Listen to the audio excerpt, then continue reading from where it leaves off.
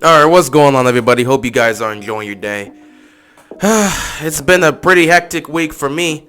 Been busy with a lot of things. Life's been pulling me in all sorts of direction. I've also been a little bit ticked off and irritated this week because, I lost all the videos that I was making this week. I lost it, like my week 3 recap, week 4 preview. All the time I spent recording, completely gone. And then I wasn't able to do Thursday night football because my sound was not working on my mic, and I had to spend the next hour getting that situation settled, which again you see is working now, which is why I'm recording off my computer here. But yeah, missed out on Thursday night football, which was actually a pretty good game, especially in the second half. Bengals got the dub. And to make matters worse for me, I'm not even going to be here tomorrow, so the Ravens-Broncos game I won't be able to live stream. Though I will be watching, and you will see a recap of that, so keep that in mind. And Sunday Night Football, I'm also going to be here for that, but the Ravens-Broncos game I won't be able to see, which is unfortunate because, it looks like Le'Veon Bell is going to play because they have definitely activated him, so we'll see. He'll probably get his first playing time in Denver, so we'll see how that goes. But yeah, I won't be able to live stream tomorrow, so that's unfortunate, and I'm actually pretty pissed off about that, but what can you do? I'm just waiting for Monday. I'm just waiting for Monday to come so everything gets resetted and I'm back to where I am. Week 4 just happens to be the first week where things get chaotic in my life, and we'll at least get chaotic with my schedule, and you just gotta deal with it. It's part of life. But yeah, we got the Broncos up tomorrow, and it should be an interesting game. Not much I really want to say here. It's just that I don't want the Ravens or anyone really trying to underestimate what the Denver Broncos are. Let's be honest. We don't know how good this team is. We don't have a proper gauge on them. They've played against considered three mediocre teams. The combined record of those three teams are like, what, 0-9? Well, I guess it's now 0-10 because the Jags, they haven't played good teams, okay? We get it. They haven't played good teams. We understand that. But Ravens flock, we know how that feels. I mean, we've had seasons where we've started off 2-0 or 3-0, and all those wins were against teams that weren't good, and nobody thought we were a contending team or even a playoff team until we beat a legit team. That's what they were saying. The Ravens aren't good until they beat a legit team. So the Broncos are in that situation, and this is their moment to prove that they can do that. Now, again, with the way the AFC West is going this year, I feel like we shouldn't underestimate any team that's there.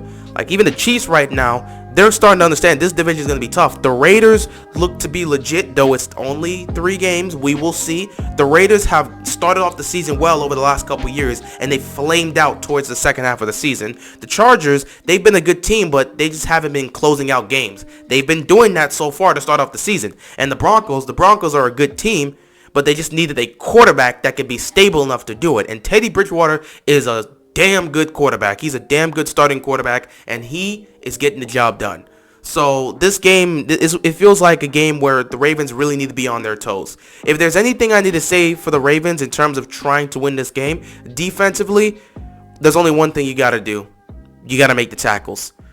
The Broncos have a smart, efficient offense that does not force the ball down the field, and they do not turn the ball over. Teddy Bridgewater does not make throws in terms of risking it, throwing it downfield. He doesn't make dangerous throws. He doesn't make risky throws. He makes smart throws. He'll take the check down. If something's open downfield, his receiver's going to be in a good position to catch it. Bridgewater's not going to force anything downfield. He'll take the check down, gain the yards. They also have a great running game, and they've got a great defense. So, this team knows how to win football games the right way, and they play solid as a unit. When you're going up against a team like that defensively, the only thing you can hope for is your team to tackle.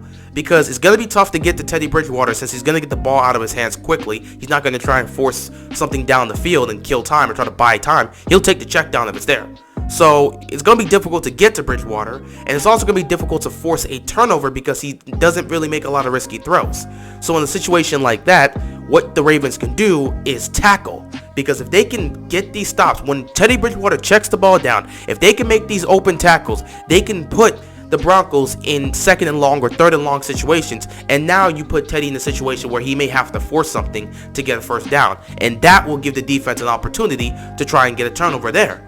So that's definitely the number one thing. Not to mention with the Ravens, tackling has been an issue the entire season. That's why they spent this past week focusing on that during their practices. So I expect this team to be tackling much better in this game tomorrow. But that's the number one thing the defense has to do. Offensively, it really just has to deal with us, running the same game plan. Continue running the football. That's what we do best. Continue to have strides in this pass game because Lamar Jackson has shown improvements as a passer. Cannot wait to talk about that, but I'm going to wait until we get to our bye week because that will be the perfect time to talk about the progression of Lamar Jackson and this passing game. But yeah, passing game showing strides. It's just we got to make sure our receivers are catching the ball. Obviously, we know who we're talking about with that. But again, that was last week. I expect him to perform better tomorrow. But yeah, just run the ball. Continue to develop this pass game. And most importantly, do not turn over the ball. This is something we've actually been struggling with to start off the season. Lamar Jackson has 5 turnovers in 3 games. That's unacceptable. The guy's not a turnover machine. He is not a turnover machine.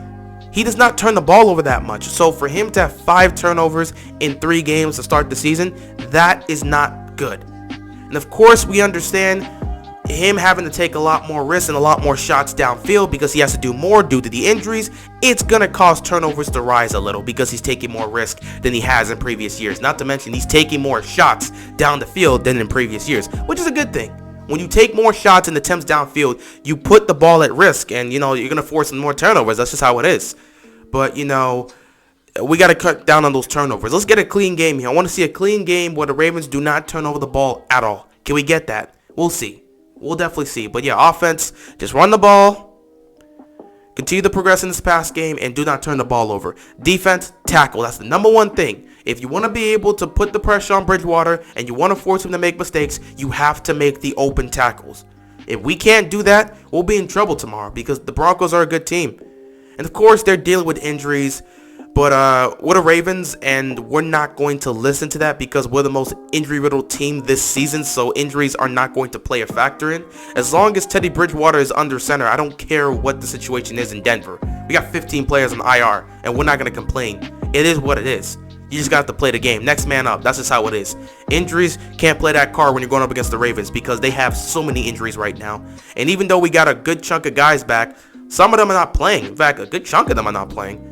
Like, we talked about Le'Veon Bell, who wasn't injured. He's playing. But our guys we got back this week, and Rashad Bateman and Miles Boykin, they haven't been activated. They're not going to play. So we're going to have to wait till week 5. I still think Bateman earliest is week 5, latest is week 6. So we may see him next week or we may see him in week 6. Boykin, I expect to see him next week. That's just different for me. But yeah, we got a good chunk of guys back, but it doesn't mean they're going to be going right off the bat. So even though you got players back, they won't be activated or they won't be playing in this game. So injuries, not really going to be that much of a factor in this type of situation here.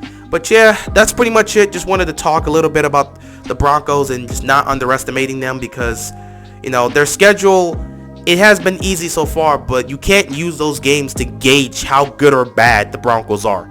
This is their real test, and this is a chance to really prove themselves. The AFC West this year seems to be very lethal with the Raiders and the Chargers and maybe even the Broncos. This is a chance for them to prove it. If they can go to 4-0, people are really going to look at Denver and say, man, they look like a playoff team. They really look like they're going to be a problem. Because right now with Kansas City sitting at the bottom of the AFC West, with the way these other teams are playing, if Denver can get this win and the Chargers and the Raiders continue to win, Kansas City is going to have a tough time trying to win this division because they still have to go against those other guys. So we'll see what happens there. But yeah, should be a great game tomorrow. Unfortunately, I won't be here to live stream it, but I will be here to give that recap. So we'll be talking about that. And once we get back to Monday, everything will get normal and my regular stuff will be able to come out on time. So yeah, it's been a busy week, but it is what it is. Anyway, that's all I gotta say. Can't wait for tomorrow's game. We'll see what happens there. And I'm out of here, man.